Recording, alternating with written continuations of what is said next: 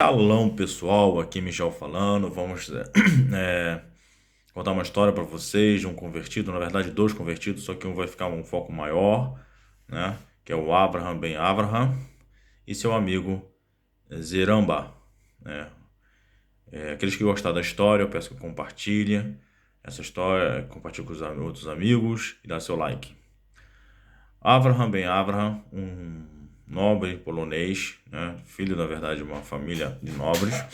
O seu pai é um homem muito rico, tinha muitas propriedades, respeitado dentro da, da hierarquia polonesa, né?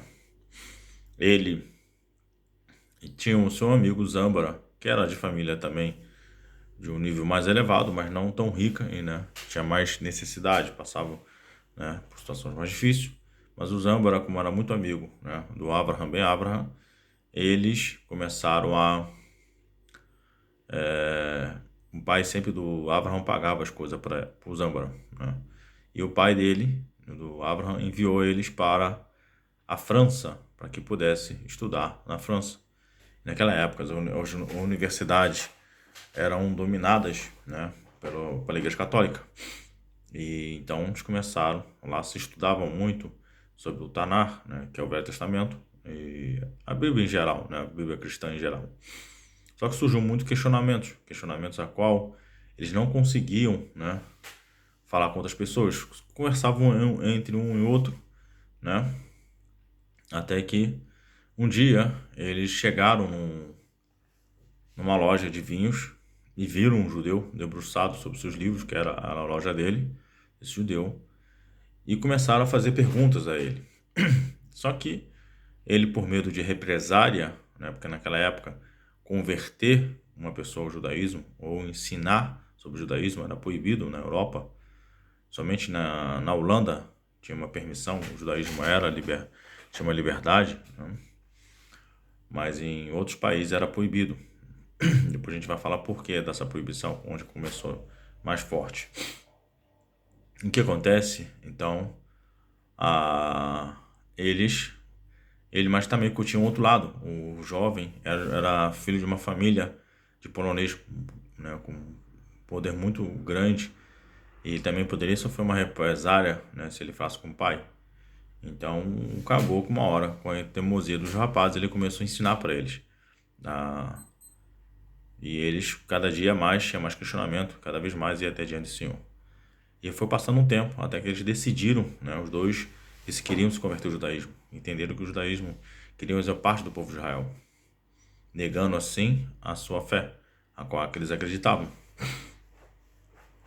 E quando chegaram para esse judeu, falaram para ele. Ele também não quis ajudar eles no início, né, porque sabia que aquilo era impossível de fazer, né? E com a insistência deles, ele disse: Ó, eu vou dar uma carta para vocês, vocês vão ter que ir para Amsterdã e lá vai ter um rabino, um amigo meu, que vai ajudar vocês nesse processo. E ele escreveu uma carta, deu para eles, né, para ambos, e eles foram, né. Primeiramente, falou com o Abraham, falou com o pai dele que queria viajar à Europa, estudar, ter mais conhecimento, né? E o pai dele tinha muito dinheiro, mas o pai dele ficou, de princípio, ficou preocupado com ele, porque assim, eu tô falando de um jovem, tinha aí, dá para entender, mais ou menos uns 20 anos, nem isso, chegava naquela época.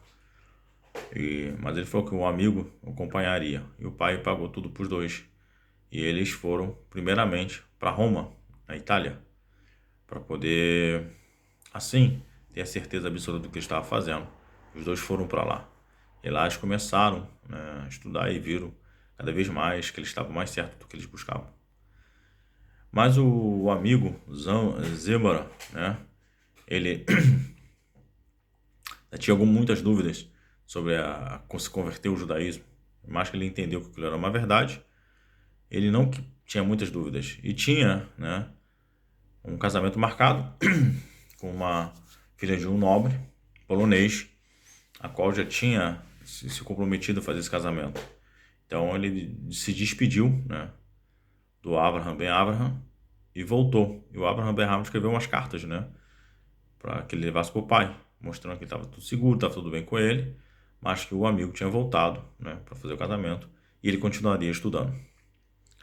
E com isso, quando o amigo voltou para a Polônia, o Ben Abraham foi para a Amsterdã. Quando chegou em Amsterdã, encontrou com o rabino, levando a carta, e o rabino começou a ajudar ele no processo de conversão.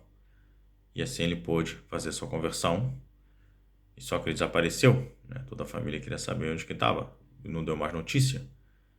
Com esse todo o processo de conversão, e todo o tempo, esse tempo todo, ninguém mais sabia onde que ele estava, né? Então os pais ficaram preocupados, enviaram várias solicitações de vários lugares para ver se encontravam ele.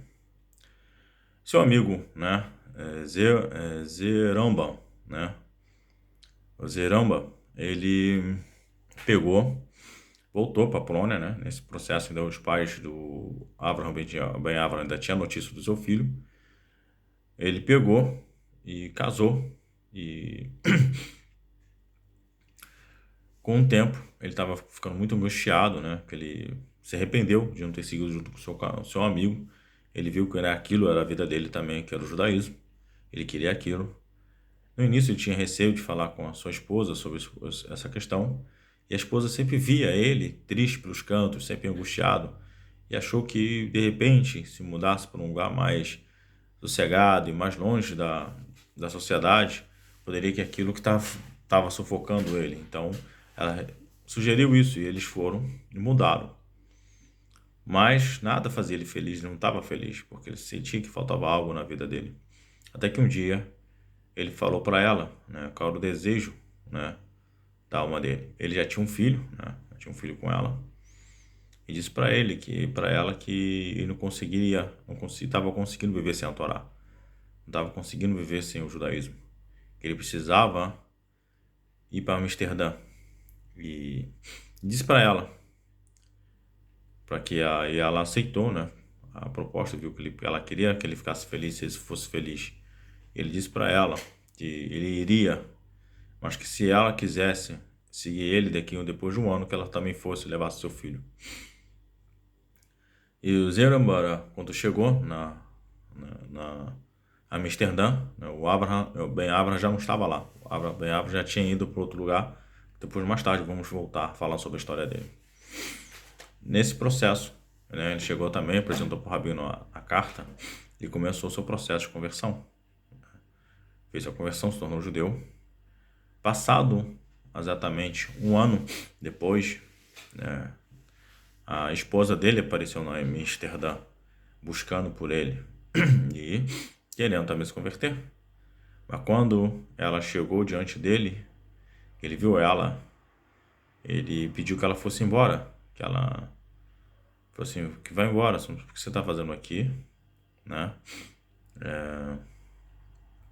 E ela disse para ele que amava ele e que estava se converter ao judaísmo. Ele falou, não, o judaísmo não é para você, não é o seu lugar. Vai e volta para sua família, para o seu pai. E virou as costas para ela e voltou ao estudo da Torá. Nisso ela saiu, né?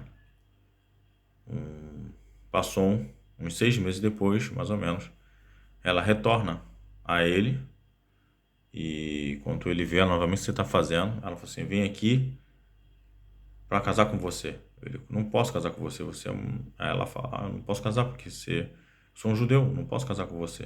Ela falou assim, agora você pode, porque eu também concluí a minha conversão. Nesses 6 meses, eu e seu filho nos convertemos, estudamos para se converter. Nisso ele ficou feliz, que puderam casar, e diz que o rabino disse para eles que eles queriam estar num lugar onde eles pudessem viver o judaísmo com mais plenitude. E o rabino falou, tem Israel, você pode ir para Israel. E eles vieram para Israel. Não se fala muito mais deles, o que aconteceu com eles, mas sabe que eles vieram para Israel com a esposa, né? Ele veio com a esposa e com seu filho. Aí as pessoas falam assim, por que ele não quis, quando mandou, ele dispensou ele embora? Porque no judaísmo, né, tem essa expressão, sentido, que uma pessoa não tem que se converter ao judaísmo por causa de outra pessoa. Ela tem que se converter porque ela quer o judaísmo, quer a Torá, servir a Hashem. Não por causa de ficar rico, porque vai ficar rico, porque vai morar na terra de Israel, porque vai casar com uma judia ou com um judeu. Ela tem que buscar o judaísmo dessa forma. Por isso que ele falou para ela ir embora, porque ela, de princípio, ela estava ali, aparentemente, para ele, porque ela queria retornar para ele, querer ele. Então, ela queria o judaísmo nesse sentido, mas não foi. Depois ela, de fato, nesse processo que ele estava angustiado, que ele começou a falar sobre o judaísmo para ela também entendeu o que era o judaísmo. Voltando ao Avraham ben Avraham, né, nesse processo do amigo, até ele conversão dele, então ele falou com o rabino, né, e perguntou qual o lugar, que ele queria um lugar que pudesse dedicar ao estudo da Torá, um lugar que se fosse forte o conhecimento da Torá. E o rabino falou, na Polônia tem uma cidade, na Polônia que, sim, lá você vai conseguir lugares que se dedicam ao estudo da Torá o dia inteiro. Uma cidade pequena, ele foi para lá, e lá começou a estudar a Torá, dedicou, né, se dedicando o dia inteiro a estudar a Torá. Só que teve um dia, né, que tinha um filho de um alfaiate, que o judeu, ele sempre entrava na sinagoga e ficava perturbando quem estava estudando a Torá. Não só ele, mas outras crianças também, né? Então, o Abraham chamou a atenção das crianças, as outras crianças pararam, mas esse garoto não quis parar. Acho que ele pegou ele pelo braço, uns falam que pegou na orelha, e retirou para fora da sinagoga. E o garoto foi chorando para seu pai. E seu pai já desconfiava que ele era o filho daquele nobre que estava procurando ele por todos os lugares e não encontrava. Então ele foi nas autoridades cristãs e entregou o jovem, né? Disse para ele, ó, eu acredito que seja ele. Quando chegaram lá, descobriu que de fato era a pessoa que estavam procurando e levaram ele preso e por traição. Só que como o pai dele era um nobre, uma pessoa muito requisitada na Polônia, uma pessoa com grande respeito, o pai conseguiu convencer eles que ele estava louco, o filho tinha ficado louco, e que ele queria levar para sua casa, né? Ele levou para sua casa. Então ele era vigiado, né, para que não fugisse, mas lá ficou um tempo, né? E os seus pais tentando convencer ele de largar essa loucura, né, do judaísmo, negar o judaísmo. E ele não aceitava. Passado alguns meses, os padres, né, os sacerdotes cristãos, foram lá para testificar, né, se ele era louco de fato, e entenderam que não era um louco, era uma pessoa que estava lúcida e daquilo que tinha feito, da decisão da sua escolha. O que aconteceu? Então levaram ele preso. E só não mataram de princípio porque ele ainda, por causa do pai, né, da família, que tinha um respeito muito grande, né, da Europa. Mas começaram a torturar ele. Diz o Rabino Yaakov Enten que ele, após as torturas, eles zombavam dele, né? Ele zombava deles, porque eles queriam tirar de qualquer maneira que eles largassem o judaísmo e retornassem o cristianismo. E vendo que ele não tinha como eles conseguir persuadir ele a retornar, né, ao cristianismo, deram a sentença de morte a ele, ser queimado vivo em praça pública, né, como traidor. E o que aconteceu? O Gaon de Vilna, né, que naquela época vivia também ali pelos redores, né, soube, né, do acontecimento e mandou que um mensageiro falando com ele que tinha o poder de dar para ele uma cabalá, né, um conhecimento, a qual ele poderia fugir da prisão, mas ele disse que não, que ele não queria, né, que ele queria fazer Kiddush Hashem. E ele pediu esse rabino que foi enviado para o Gaon de Vilna para perguntar ao Gaon de Vilna se tinha alguma brahá que ele pudesse dar antes dele morrer, né? Que ele sabia que quando ele perto de morrer, ele pudesse dar essa brahá. O Gaon de Vilna disse que a brahá que ele deu uma brahá para ele. E no segundo dia de Shavuot, né, ele foi queimado em praça pública. E essa foi a história do Avraham ben Avraham, uma pessoa que, quando eu estudei, assim, estou resumindo um pouco a história dele, é mais longa essa história, só para vocês entenderem um pouco.